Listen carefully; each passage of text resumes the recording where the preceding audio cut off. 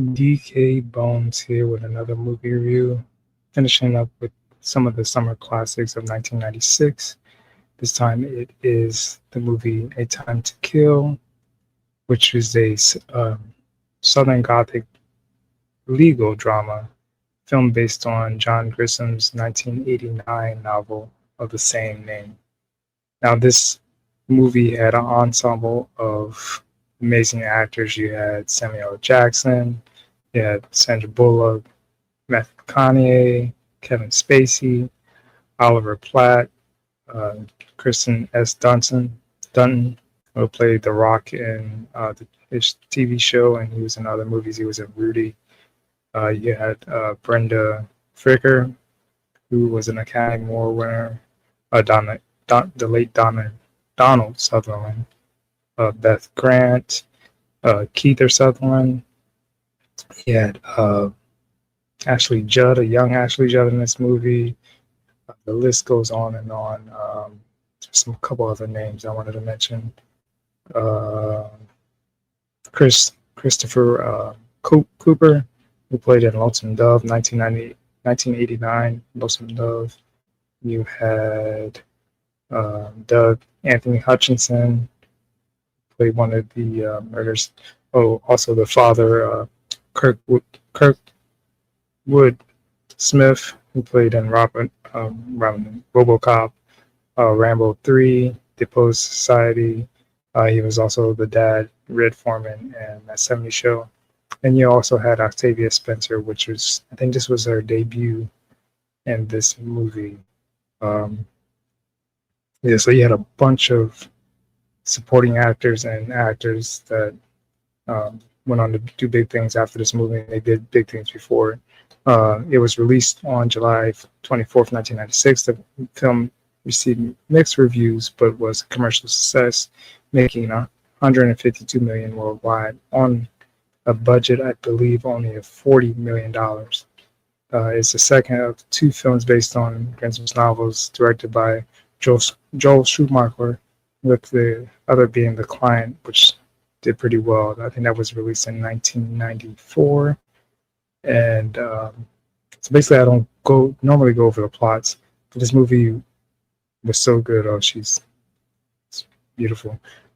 For everyone, like back in 1984 in Clayton, Mississippi, 10-year-old African-American girl Tanya Haley is abducted, raped, and beaten by two local white men, Billy Ray Cobb and Peter Willard.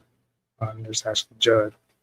While on her way home from getting groceries, the duo dumped her in a nearby river. After they failed attempt to hang her, Tanya survives, and Sheriff Ozzie Walls arrests Cobb and Willard. I think Ozzie Sheriff was played by the guy that played The Rock, Charles Dutton. So he places them on arrest. Carl is arrested, and Jake agrees to defend him. As the rape and subsequent revenge killing gang. Oh, let's skip way ahead. Tanya's father, Carl Lee Haley, contacts Jake. Carl Lee Haley is Samuel Jackson. Jake Brenson is Matthew McConaughey.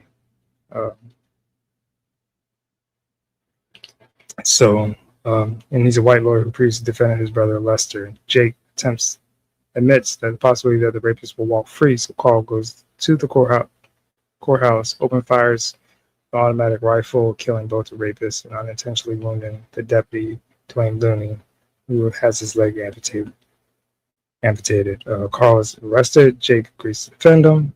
As the rape and subsequent revenge killing gang national media attention, DA Rufus Buckley, which is played by Kevin Spacey, decides to take the case in hopes of further his political career.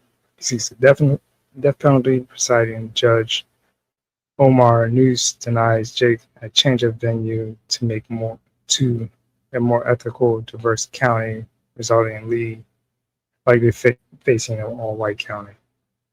And for me, at the time, this movie came out in 1996. It was just the beginning of a lot of movies of inner race, relationships, marriages. You had Jungle Fever came out, I think, in the late 80s or early 90s. So a lot of this hit home for a lot of people with still dealing with a lot of things that were going on at that time in 96. On the first day of the trial, the Klan takes to streets. I skipped again. Grayson seeks help from his defense team. Law student Ellen Rourke, played by Stamina Bullock. Close friend Harry Rex Bonner, and former mentor and longtime activist Lucien Wilbanks, a group of great civil rights lawyers. Meanwhile, Billy Ray's brother Freddie Lee Cobbs plans to avenge Billy's death by joining and enlisting to the Mississippi branch of Ku Klux Klan and its Grand Dragon Stump Simpson to ensure Carl Lee's conviction and death sentence by any means necessary. First day of trial, Klan takes the streets only to be outnumbered by counter-protesters. And it goes on and on. There was a scene where I think they put Samuel Jackson on trial. It's been a while since I've seen it, and that he had that that famous quote of, "Yeah, kill him. I hope they die, and I hope they burn in hell too," or something like that, along those lines. So we're getting towards the end. Carl refuses to take Jake tells Carl he doesn't think they're going to win the case, but hope for acquittal, tries to persuade him taking a plea deal that will give him prison time, life in prison. Carl refuses the deal, replying that he chose Jake as an attorney because as a white man, he has insight on how the jury sees Carl Lee. During closing arguments, a deeply shaken Jake tells the jury to close their eyes and listen, and describes the ordeal what happened to Carl Lee's daughter. Some juries shed their tears, and then he said, "Imagine if the girl was white." After liberation, all charges are dropped. There's a big celebration while the Klan becomes enraged over the defeat. Meanwhile, the sheriff Walls arrests Freddie Lee for his crimes, as well as a corrupt deputy who was revealed to be a Klansman. And then at the end, Samuel Jackson, Matthew McConaughey's families go over for a cookout or dinner or whatever. But this movie was really an emotional movie for a lot of people back in that time, especially with, like I said, the beginning of a lot of interracial relationships and the struggles people dealt with back then. And I'm only doing this movie because it's like a classic from the 1996 movies, and I think it had an important message at the time. It still does to this day.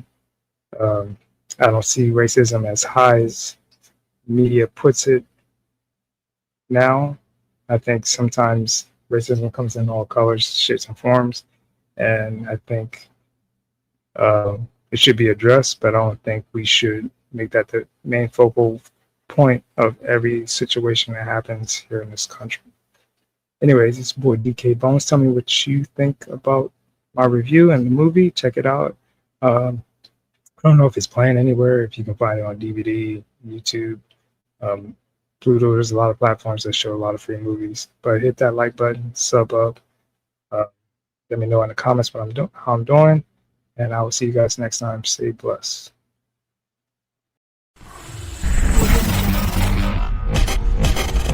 Audio Jungle.